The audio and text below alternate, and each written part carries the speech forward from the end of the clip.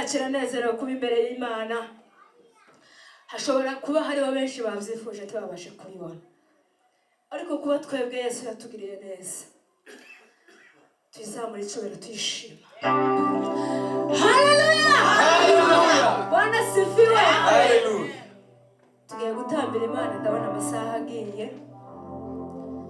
Kwadushira mu gisirimba dutambira Imana. Haleluya! Haleluya! Haleluya! Haleluya! Haleluya! Haleluya! Haleluya! Haleluya! Haleluya! Haleluya! Haleluya! Imana ishimwe. Amen. Naje nifuje gutera haleluya. Turaririmbye mu Mesiya, Mesiya arambuye ukuboko, imiyaga n'imihengeri byose biza bituza. Jewe turaririmbye nyerekeza iwacu. Kurya iyo twaturirimba buri muntu wese asaza atahura ibyo wawe uririmba, mbese ureke ibyo wawe uririmba, mbese meaning ibyo wawe uririmba, ntupfe gusa gukomeza kuririmba no kuruhira ubusa. Uzoza uririmba kandi wawe unasenga, wawe usobanukirwa ibyo wawe uvuga.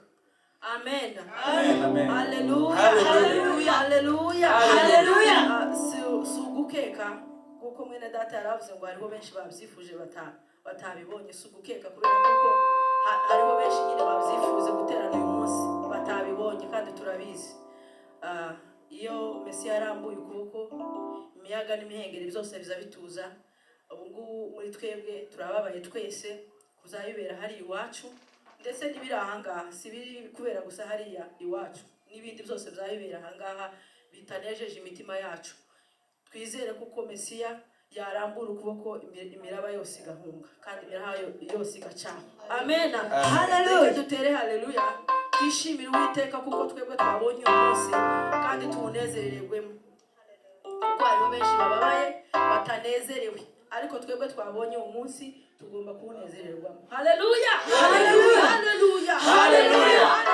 Haleluya! Imana icyubahiro, imitima yacu wese wabonye wakandagisha ibirenge ahangaha, wabonye umwanya uheza agaciro kandi wishimire n'Imana ibone ko wishimye.